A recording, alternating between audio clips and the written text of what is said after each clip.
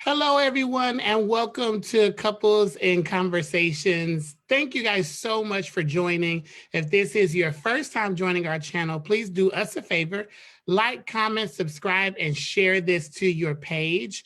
You can find us on Instagram, Twitter, Facebook, and all of the podcast sites: Apple Podcasts, Spotify, everything, everywhere where there's a podcast, you can find us, and you can find us using our official hashtag Get In on the Conversation. Super excited about our discussion today. Today we are going to be talking about the rules of disclosure when you're inside of a relationship. Is it okay to talk to outside people? Who should those people be? Who should they not be? How do you navigate that? How do you manage it? We're going to get into all of that. But before we get started, let me introduce you to our panel. My name is Frank, and this is Jennifer, my wife. We have Dem Crawfords, Erica, and Jonathan. We have Fowler Nation, Toylise, and Michael. And we have Lasagna, and then we have Kiera. We also will be joined by our other panelists. Johnny, he will be here soon. So as soon as he gets in, we'll get him inside of this conversation. Then we'll get started with him.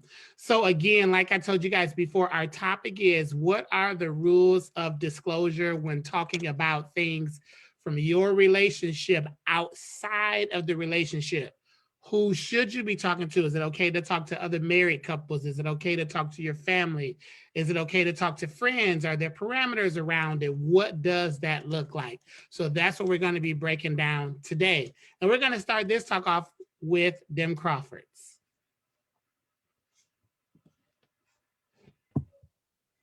Hey, everybody. All right. So disclosure in a relationship. So I go a lot of different ways with this for the simple fact, I feel like when you're in a relationship, obviously communication should start with your partner. However, there may be moments where there's something that comes up that you don't really want to discuss it with your partner or, your spouse or whatever. You really just want to vent and you want to talk to somebody else to get someone else's perspective. So I feel like it's okay as long as you trust the individual that you're going to speak with, and then you trust that that individual is going to give you, first of all, godly advice, and they're going to give you, actual wisdom and, knowledge in that, and have experience within that, because I just feel like sometimes there are some people who is going to may speak negatively into the situation. They may be jealous of you and your spouse. There's people who actually look for it because they're miserable. They want you to be miserable. So they may not give you the most, thought through or the appropriate advice for whatever it is that you're going through. I learned that the hard way myself, that, I do have some people who I feel like I can trust and go to and speak to, but then there was instances where, and not necessarily that I didn't trust the individuals, it was just that because I went and talked to them, they, became negative about my situation, or they wouldn't forgive Jonathan for whatever the situation may be, and you don't want people to look at your spouse differently, especially if you're going to decide to still be with that person. So it's a lot of different factors that play into that. And it's kind of really hard for me to just narrow it down to say, oh yeah, you should, or no, you shouldn't.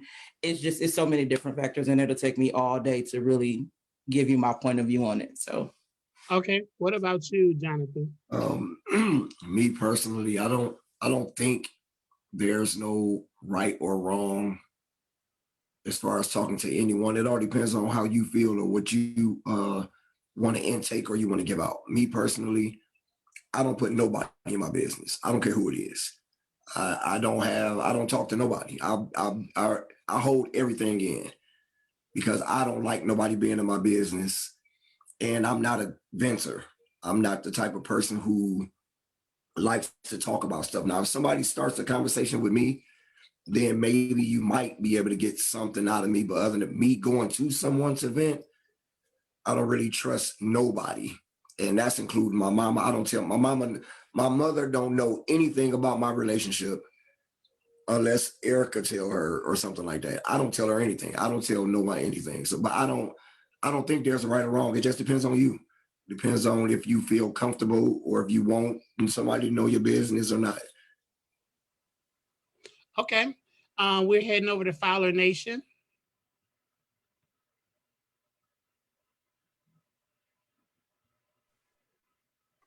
Hello, everybody. So definitely mirror the same sentiment as what Erica and Jonathan both just revealed. Me personally, anybody that knows me knows that I'm a talker.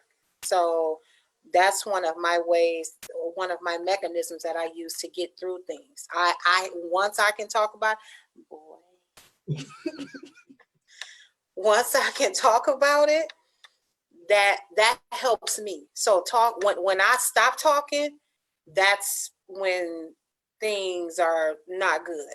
Because I am not the one to hold things in. I disclose based on the person. Like there are some people like Erica. Erica knows some very intimate things about my relationship with Michael. And I know that I can trust her. Yes. So watch yourself. No, I'm just saying, I know that I can trust Erica. Erica was there for me when I was going through a very rough time in my marriage. And I do not believe that I was not concerned about her running off and telling people. So if I need somebody to, and then, you and Jennifer, ever since you two have been together, there are things that I have discussed with y'all. So I disclose based on the level of the relationship that I have with that person. And at the same time, even picking it back to what Jonathan said, there are some things that I'm like Jonathan, that I don't share with my mom, because my mom everybody knows she's very biased to her children. So once if I was to come to her and, tell her, Mama, Michael, da da da da da da da, it's off with his head, period. And like Erica said, yeah, I'm mad now. I won't be mad forever. But I don't need you to treat him differently. So, in the things that I have shared with them Crawfords and with Team James, there has never been a difference in the way that my husband was treated. And that tells me that I can share with you, even if I come to you and say, I'm about to cut this N-word's throat, you're not going to treat him any differently. And I appreciate that. So I disclose based on the relationship. Okay. So hence my purple ribbon from her last statement.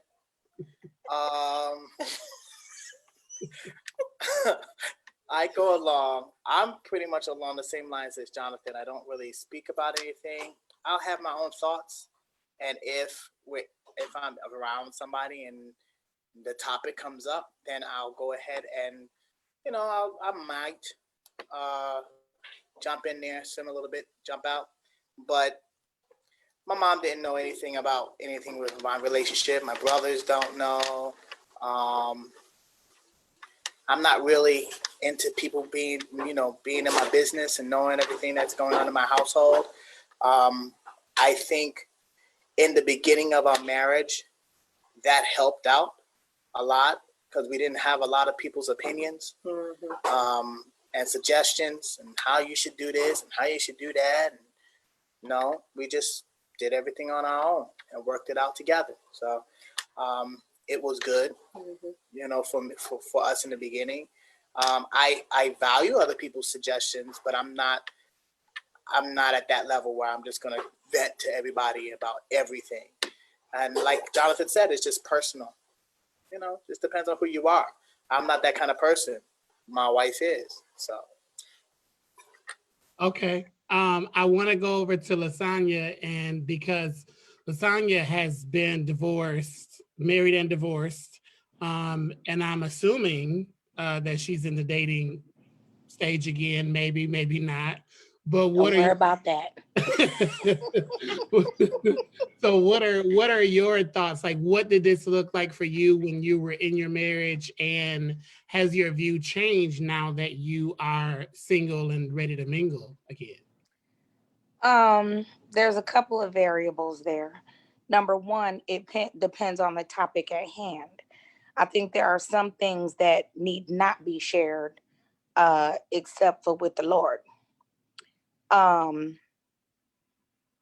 So there's that. But then also, I'm much like Toylise, where I'm a talker, and talking it out a lot of times helps me. Now, I will make my first person that I talk it out with my partner. I'm gonna go to my partner first and talk it out and see if we can work that situation out, come to a compromise, what have you. If we cannot do that, then I go the next step. And I don't just share with anybody. I'm not sharing with coworkers in the lunchroom. There are people, because I do think that it's very important that you share with someone who is trusted. And in defining trusted, not your homegirl from fifth grade necessarily, but someone who is going to be honest with you, who is going to tell you after you tell the story, that person's going to sit down and show, okay, but you were wrong in XYZ, and not just side with you, but going to point out where you were wrong. And then also, who's mature enough to help you through that situation and still not let it influence uh, their relationship with the other person, with my partner. If they can still come around and still be just like they always were, still treat that person just like they always did, still feel about him the way they always have, then to me, that's the trusted person. And for me in my life, that's my sister, my mom, my spiritual parents, um, and a couple, I mean, because when I was going through situations, I've spoken with you, Frank and Jennifer, um, with Pastor Siobhan. I've spoken some things, and heard what you guys had to say. But I also did not disclose 100% of everything. So, there were certain things that I determined were best to hold back, certain things I felt that I could share and get advised on. Um, and then I think there's also that variable of honoring your partner. If your partner is just dead set against you talking to your mom about whatever, then I think there's a degree to which you need to honor that as well. Okay.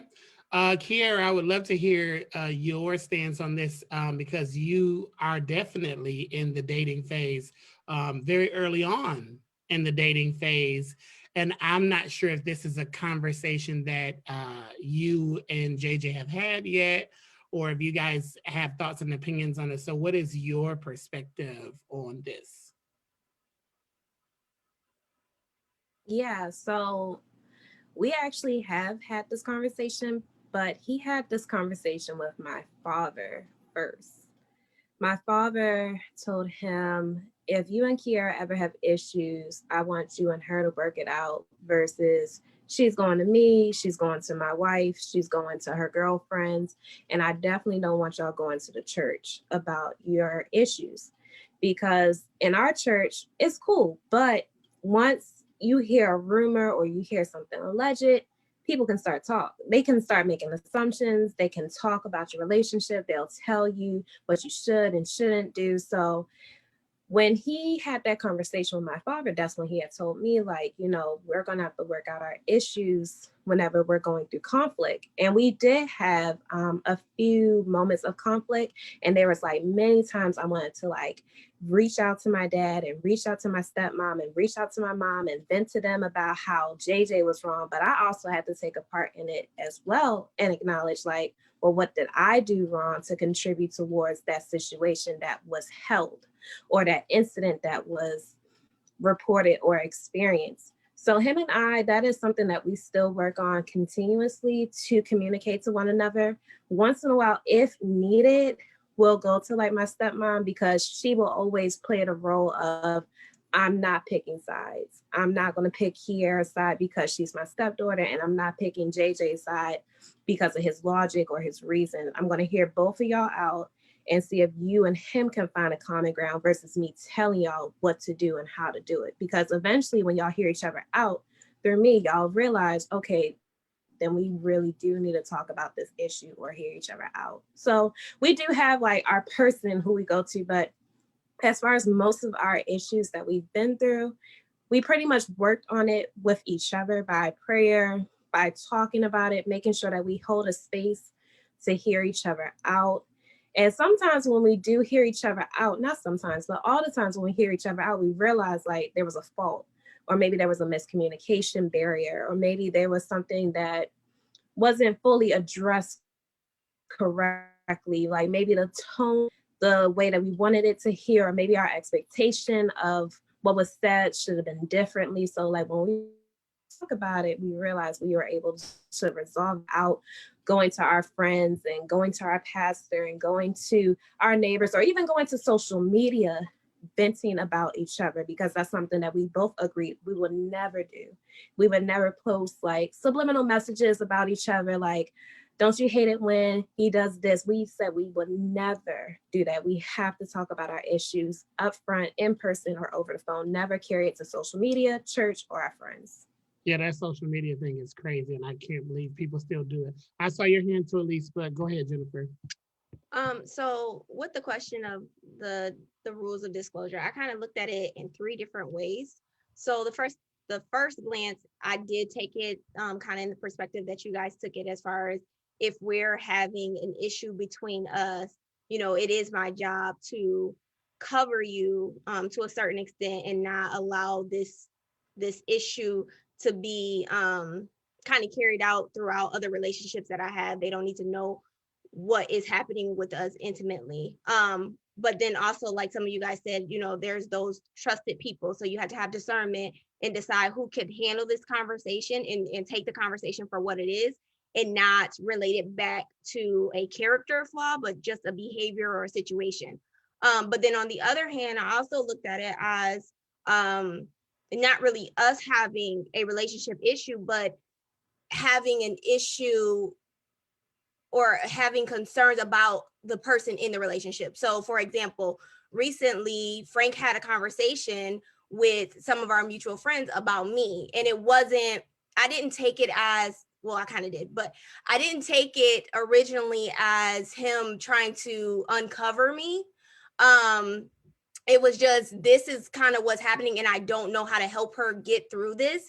And these individuals were individuals that we mutually trusted. So it's not like that. But I think that it's okay to go to the village and ask for assistance without necessarily running it by your spouse. You guys should have already developed those people who are for you guys as a connected unit.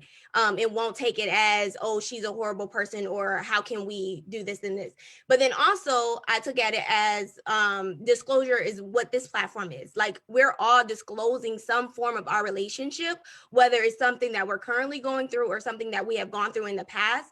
And I think that is necessary in every relationship, because we all talked about how it would have been helpful if our parents would have told us this, or if we would have seen couples having these conversations or having these interactions, but we didn't see that because everyone is under the same notion of, we don't let anyone in our business. We don't disclose anything. So on some level, you have to be willing to disclose in order to allow the next generation to be one step up than what we had.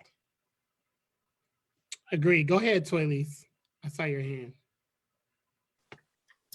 I just wanted to add to what everybody has been saying. Me personally, I believe that disclosure at some point is necessary. You need somewhere to release, and it can't always be on your partner. Michael and I, we to each other, yes, we are most definitely open books. However, there may be something that like Jennifer was just saying, that is going on between me and him, that us talking to each other about it is not going to solve the problem. Perspectives based on the person that you are speaking to are important, because like LaSonia said, you can say, okay, well, Toylise, this, A, B, and C. you know, and I can think of several conversations that Erica and I have had in the past where she was like, well, Toy, why don't you think about it in this way? Or try visualizing it from Michael's perspective. I understand you mad and you have every right to be mad, but think about it in his shoes. You know, so me personally, I'm gonna I depend on my village, because especially the ones that I know that I can trust, that are praying for Fowler Nation and praying for our success. I depend on my village. Because there are some times where I just feel like I have hit a brick wall, and obviously I'm not going to give up. So I need some fresh eyes. I need a fresh perspective, some fresh thoughts. What do you think? How help me move around this mountain, because I've hit a brick wall. Thank you. I want to go to the comments really quick. Shout out to Tammy. Tammy is one of our panelists. She is away today. She is handling some personal business and welcoming a beautiful bundle of joy into the world. But she said, most times it's best to keep your relationship problems in the marriage unless you're sharing it with an outside non-biased person, AKA a therapist. And for me, I don't agree with this. I don't agree with that ideology at all, because when you growing up, so often we heard, stay out of my business. What happens in this house stays in this house. Don't talk to nobody outside of this house about what happened in this house. And I think that there are a lot of times where you need help, because there really isn't a playbook for marriage. There's not a playbook for parenting. There's not a playbook for adulting in any form of the word adulting, right? So you have to have help. You have to have somebody somewhere that you can reach out to, and you have to trust, and you have to know when you are receiving something that is non-biased. Now, I will say, being on the receiving end, and for many people, both in my family and outside of my family, Jennifer and myself are one of those trusted people that are inside of their village. And it's not difficult for me to remain impartial and non-biased. When you bring stuff to me, first of all, I'm harder. The people that I know and love, I am harder on them than I am on the person that I'm receiving the information about, because I want it to be understood. Let me see how you're reading this, and then let me also offer you how this could be coming off from somebody that was not present during whatever the issue was. So I usually kind of take that perspective, and I always say, okay, now let's think about it from his side. What is he saying here? This is what I heard. Tell me what you heard, that kind of thing. So I always kind of do that, but I want to dispel this whole idea of what happens in this house stays in this house, because I think that's how people get hurt. I think that's how abuse goes untreated. I think that's how depression kind of riles up and continues to perpetuate. And I think that all those things happen because we have this mentality: what happens here stays here. Does there need to be parameters around what you share? Absolutely. But I don't think it should be a flat line. You are in my family, so you cannot be non-biased. I'm not talking to you, period, and you're done. I just don't believe in that. Go ahead, babe. Kind of speaking back to what you were talking about as far as Tammy's comment, I don't think what she was saying is that a family member can't be non-biased, but you're an anomaly to the situation. A lot of people who say what it has to stay in the house, or I don't share information, it's coming from a hurt place because they have encountered people who have been biased or who has shared that information. And so I agree with both of you that you do need to team up with non-biased people, or people who can have a non-biased perspective. But it also goes back to building that village, because you can't just say, well, just erase that whole mentality and go out there and start telling your business. Like, we have to get to a place where we can all be seen, or a lot of people can be seen as being healthy individuals, being a part of a village, where that I can feel comfortable explaining my situation and get the help that I need. Yeah, I agree with that. I want to go really quickly over to, was that a hand, LaSonia? I want to go over to Dem Crawford's, just because I know Jonathan has shared with us that he doesn't really talk to anybody about anything. Like, I kind of feel like this is probably the most he's ever disclosed about himself in any relationship ever, you know, being on this platform. But how do you deal with a situation? And I don't know if this happened to you guys, but how do you deal with a situation where you have one partner that is like, no, I don't talk about our relationship stuff to anybody. I keep it in me. And then you have one that does talk. How do you navigate that in your relationship, and what should that piece of it look like?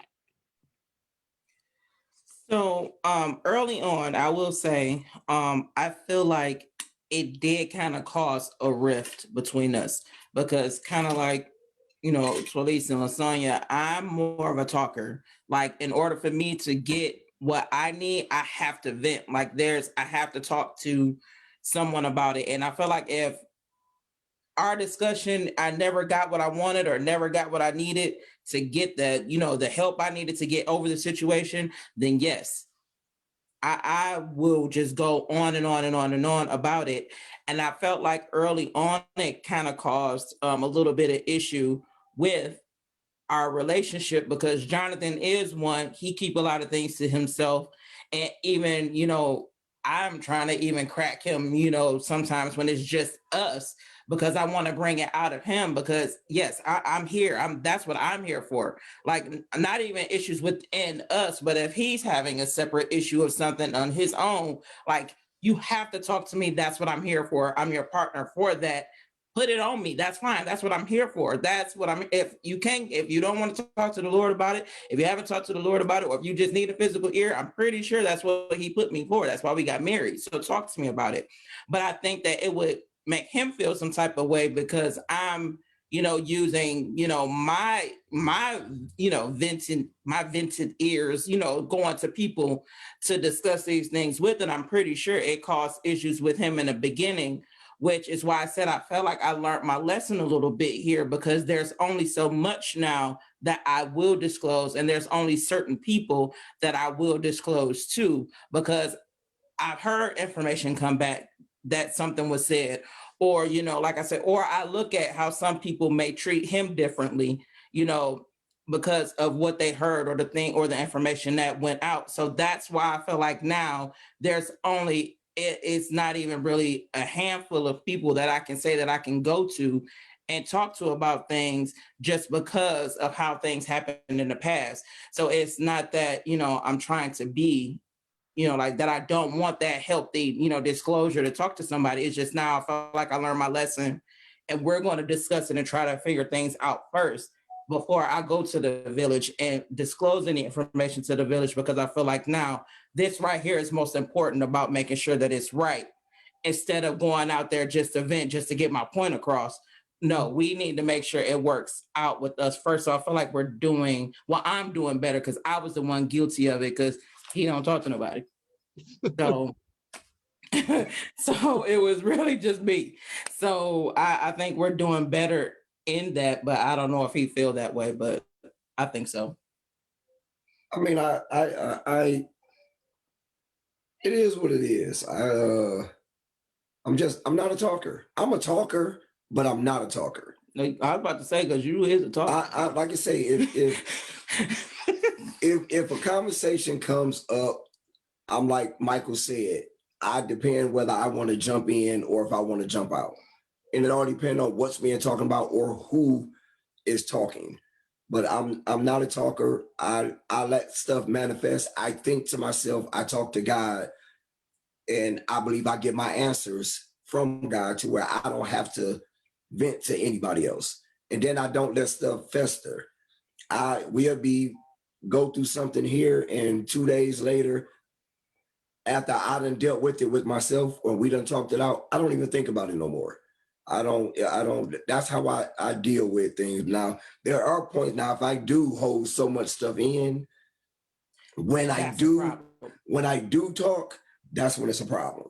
I agree. So sometimes I feel like you should open up more so that it don't fester and become a problem or an issue. So that's why it is good sometimes to open up, even if it's not to me, but to find that or if you're gonna word vomit on the Lord, okay, great. But I feel like, and that is what I do. That is what I do, because I don't have nobody that I trust. I don't have nobody. I can't give you nobody to trust, but at the same time, I mean, if you can't come and talk to me about it, I mean, I can't talk to you about everything. Exactly. I mean, you know that. So that's why I don't talk to nobody. But this could be a situation where if you don't trust anybody as far as like family members or anything like that, which you could go to, a therapist or something like that. And I feel like a lot of times we, as Black people, we're always saying, no, I'm not going to no therapist. But I really feel like a therapist helped me greatly when we went through our separation. I went to a therapist, and that helped me a lot, because I didn't have to worry about the information coming back to me in my face. So I feel like that could be an avenue that you could definitely look into. I done told you that plenty of times. Even for us as a couple, we can go and talk to a therapist, and it will be difficult to go to our pastor because he is our parent. So I can see how that could be difficult, but at the same time, I feel like that's an avenue that we could, go down, because like I said, when you get mad and it festers, then that's when it becomes a bigger issue. When we don't need that.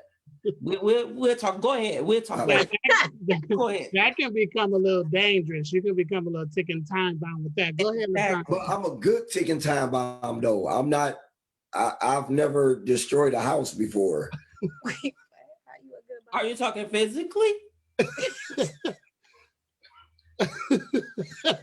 Okay, we're reclaiming y'all time. Go ahead, LaSagne. I was gonna say, yeah, don't discount the therapist idea. Because one thing about a therapist is that they're trained to guide you to discover your own stuff. So, when and for me, talking it out, that's why I like to talk it out, because a lot of times through my own voice and through hearing myself talk about it, I discovered that, oh, wait a minute, and that's what a therapist does. A therapist is trained really to guide you through that self-discovery of how to figure this out, come to the conclusion, what's the word I'm looking for? Figure it out, basically. And it is really helpful. It is really helpful. Even if that discovery is discovering that your own stuff kind of stunk in that moment, it is helpful, and it will help you grow. It'll help you in the future, because then, like, through that mechanism, you learn how to kind of self-talk yourself. And I ain't shame. I talk to myself all the time, ask myself questions, and give myself the answer all day. I will look in the mirror and be like, Lasagna, and have a whole conversation with myself. And by the time I lay down that night, this little light bulb, and I'm like, oh, hello. So it is helpful. And knowing that that's not for everybody. Some people are just quiet souls. Some people just, they're just quiet people, and that's not their forte. But what you do have to do is figure out what is your forte. You do have to figure out, you can't allow things to build up. You have to figure out a routine way of dealing with whatever it is that bothers you, so that you can move forward in strength. I totally agree with you, Lasagna. And one thing that I always, when Jennifer and I have, any kind of quarrel or disagreement, sometimes I'll say something and then how it's received, she'll be like, why are you talking to me like that? And then it'll always take me back because I'm always thinking about how I said it, how I heard me say it. And then I think it's very important to go back and not only to hear how you said it, you need to understand how they heard it and how they received it. Because a lot of times I always ask her, why would you think I would ever say something like that and to you in that way? I would never, but it's the way that I presented it. It could have been a facial expression. It could have been the timing. It could have been something. And so now she's upset about how I said something, how she received it. And then Jennifer doesn't really, I don't know what her process is because she don't really talk to anybody about anything, at least that I know of. So I don't know how she processes it. But for me, I have to literally say it again so that I can hear myself and what I said. Because one thing that I always say, one episode, if you guys have the opportunity, go back and watch this episode. We were talking about something and Jennifer and I were sitting in different rooms. And I had said live on the air, this is a prime example of what I said versus what you heard. And she had muted herself, but I was unmuted, and you heard her from the other room around the wall. Don't ever do that again. Like you can hear it in the audio record. I'm helping the people. So you can actually hear that in the audio recording. And when I went back and when I posted on like Spotify and our page, and because I listened to all the episodes again, when I heard what I said, I was able to recognize, that probably did come off a way, but that's not really how You said you're helping the people, so that I did am. come off a way. I can understand how you felt like it came off a way. I didn't mean it to come off a way, but I can understand how that. So I totally agree with what Lasagna said. Sometimes you have to say stuff again aloud so that you hear it in your own voice, in your own tone, and the struggle that I have with that with my wife is usually not her tone, it's her face. So continue to pray for her and pray for me because her face, she can be saying some of the nicest stuff in the world, but her face is just like so stark and I'm like, yeah, you saying happy birthday, but your face don't look like it's a happy or a birthday. Okay, reclaim your time. I seen your hand, Toy Lise. Gonna come to you. So I just wanted to add to what is being said. I really thank God for deliverance from my husband, because back in the day, he really had a whole punching a hole in the wall ministry. And so that is how he would express himself. So while I'm thankful that it wasn't my face, I am glad that the Lord delivered him from that, because he has punched many holes in many walls. There's only one. That is a lie, and just be quiet and just go with it. For thank God for your deliverance. But I, in regard to what you were just saying, man, as far as the facial expressions, I could ask Michael a question, and he'd be like, "What?" Just, and I'm like, "Nigga, boy, first of all, what is your problem?" And then he'll say, "What? I don't have a problem." Okay, but what? I'm sorry. You just had all this bass in your voice. Now you're going to try to sound like a parakeet? I don't understand that. So I get that 110%, because I would tell Michael all the time. And then when I don't talk to him, well, what's wrong? Obviously, there's something. You got a spirit in your throat and it's coming out of your mouth. So I'm gonna stop talking to you right now, because I'm fine, Toy. I'm fine. No, you're not, because all I asked you was a simple question, but that turnaround was not of God. It really was not. So I'm gonna stop talking to you because you're gonna make me have an attitude, and you hate when I have an attitude. Fix your face. So I do believe that counseling is very needed. We should not be afraid of going to counseling. Mm-hmm. It's very helpful. Now, I'm not saying that a lot of people feel like they should go to a professional counselor. I mean, technically, the people that we talk to are our counselors. Those who you vent to, they're your counselors. They may not be trained, but you're seeking them for some sort of counsel, some sort of what's the word? Level playing field. Someone who's not gonna, take a side. Someone who is in the middle. And some people are just quiet, just like Lasagna said. I am a quiet person. I don't really talk a lot. I don't really express that. I will express it to my wife, though. I have no problem being an open book to her. Now, whether she's an open book to me, that's a different story. Boy, you know the thing about me. What about the walk? I told you about that. Yeah, 4 months later. But anyways, just saying. Although I do want to say the Team James, they was very biased when Michael was lying about being abused. They were very biased. They took his side immediately. So Team James was petty on that. Because but we were also there witnessing the situation. 100% believe you.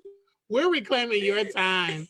And what Michael was saying is so funny. Shout out to my auntie Valencia. I don't know if she's watching, but I remember when Jennifer, I think that was the first time, was that her first time me bringing her around the family, my auntie Valencia told her, yeah, I'm really a counselor. I just don't get paid for it. Hilarious. So that's the thing. So we have come to the point in our episode where I want to ask a rapid fire question. So I'm going to ask this question, and I would love the panel to go around the room and take 60 seconds only to answer this question. Because we are talking about the rules of disclosure and finding safe people and non-biased people, is it mandatory, or should it be mandatory, that whoever you as an individual deem as your safe people, should those people have to be okayed by your spouse? Why or why not? 60 seconds, and we are going to start with Lasagna. 60 seconds. No. Okay. Validation. Okay. Because let's say that Jennifer and I go back to diapers and pacifiers. You don't know nothing about that relationship. You came 20, 30 years later, so you, as my spouse, you cannot tell me who I may or may not trust. That's outside of your scope of practice. No, you don't get to do that, and vice versa. But at the same time, if Jennifer and I had this long-standing relationship and she's somebody I really trust, but then you're coming to me and you're like, well, hey, she came at me like this or came at me like that, or I heard this or heard that. And you're like, so, I'm not comfortable with you. Now that's a different story. Now we can sit down and we can discuss that. But as far as you setting a limit as to who I can or cannot trust or talk to, that would be a no. Okay, Follow Nation. You want to go first? Go ahead.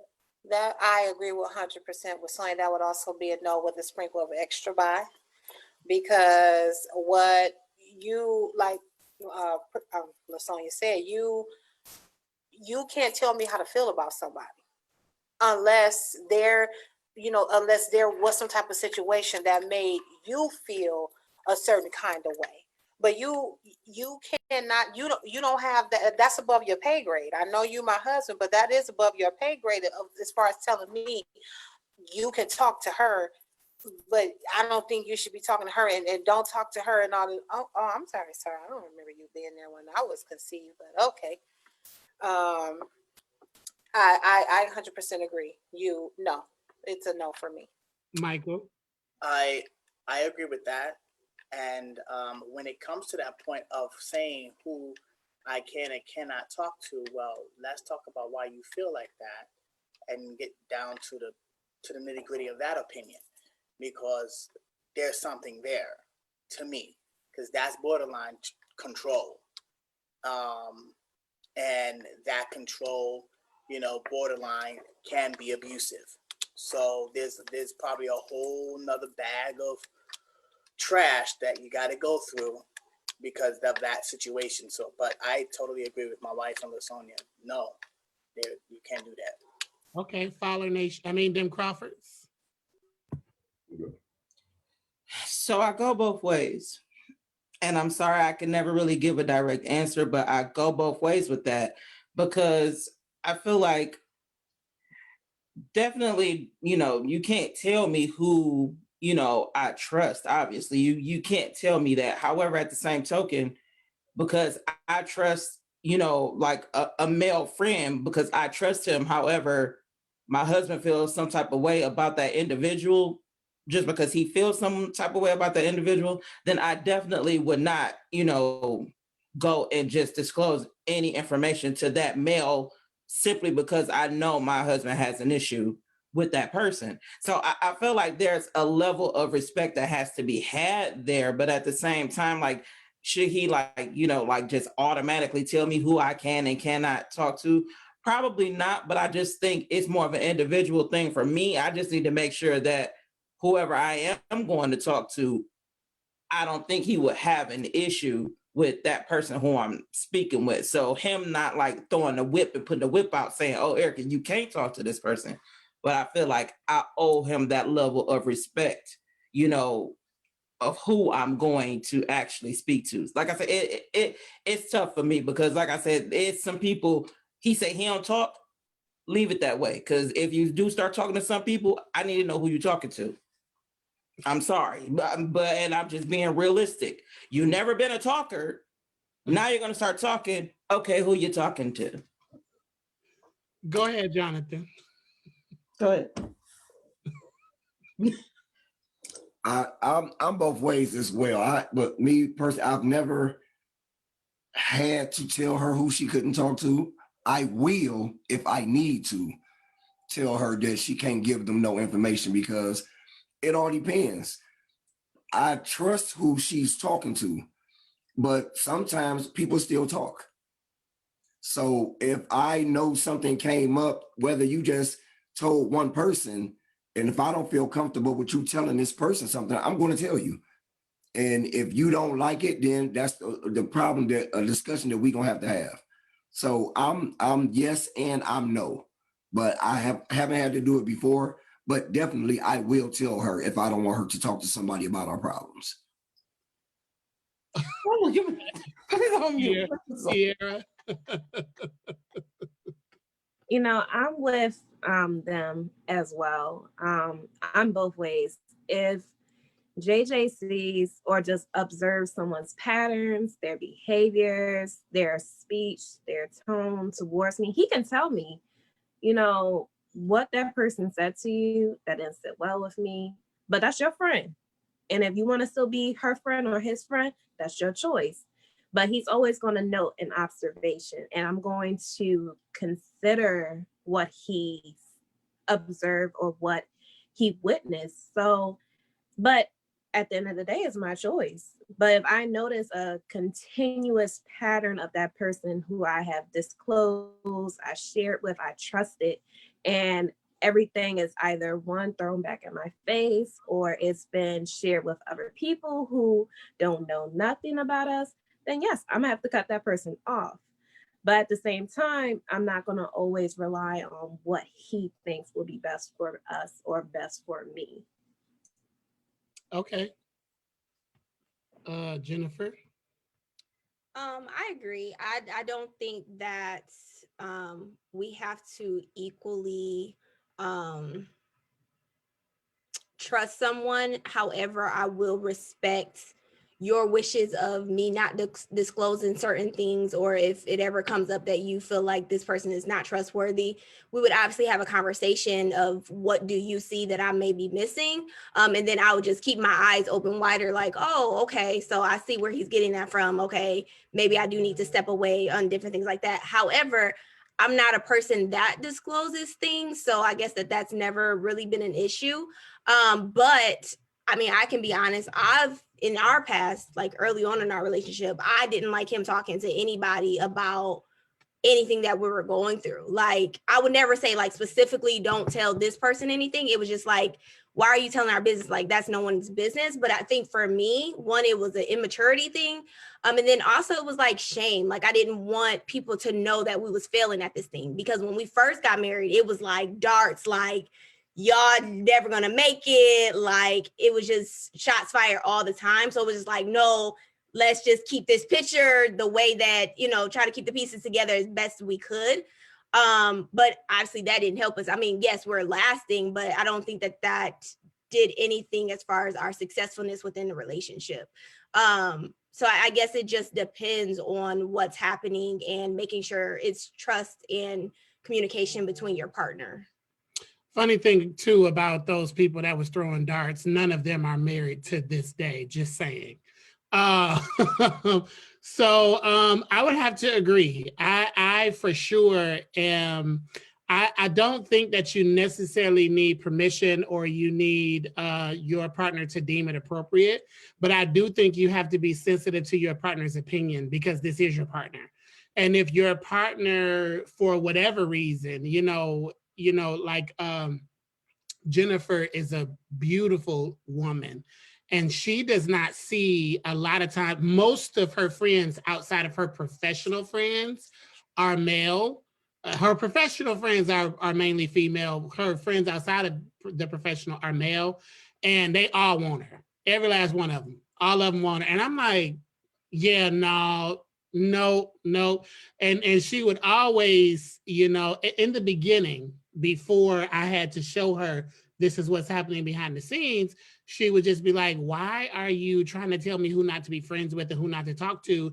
And I was trying to express to her, I'm not in any way trying to control you or tell you who not to be friends with or who not to talk to, but I see what you don't see. She can be very, when her mind is made up on where she stands with something, that's her truth, and she walks in it. But I'm like, you walking in the truth, but somebody else is preying on you. Somebody else is waiting for the opportunity to get up in there and, nah, buddy, it's a wrap, because you had 24 years to get that done, and it's over. So 22, sorry about that, 22 years.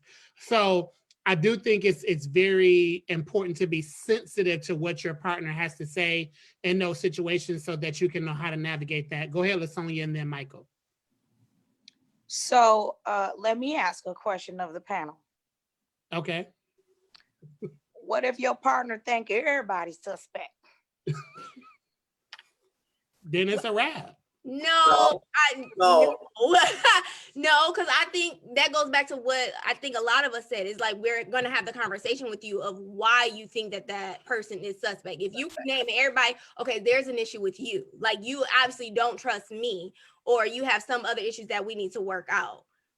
Or you're insecure. But that's the issue with you.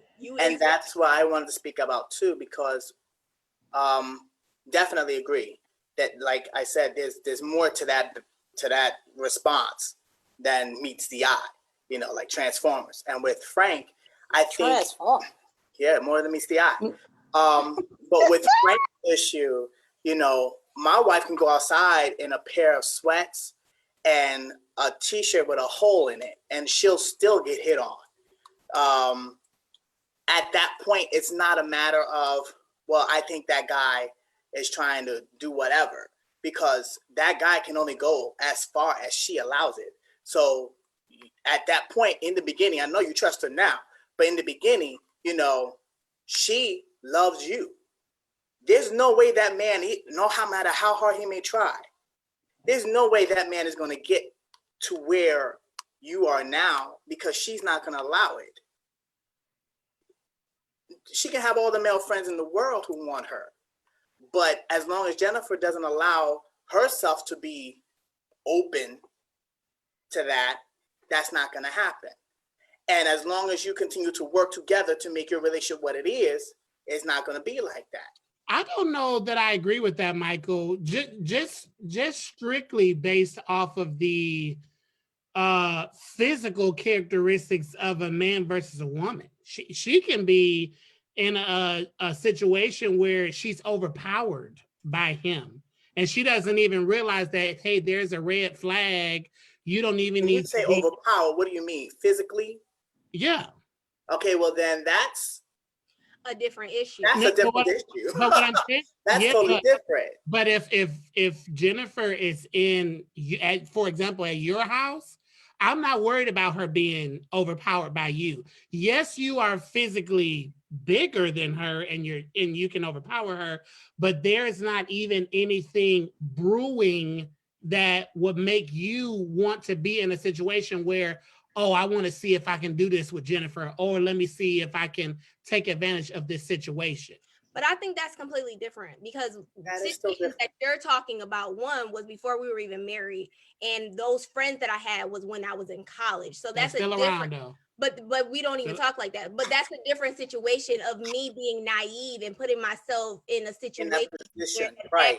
even happen. So now that I'm a married woman, I would never be in close quarters with someone who is throwing passes, or just being in close quarters with a guy like that anyway, without having those boundaries, or having a wingman, because of my loyalty and just my commitment to myself. So I think that that's a completely different situation versus just having friends and not being aware of other things happening. Was that your hand, LaSonia? That's why the Lord made switchblades. That too. And I will say this: my wife carries a blade in her purse.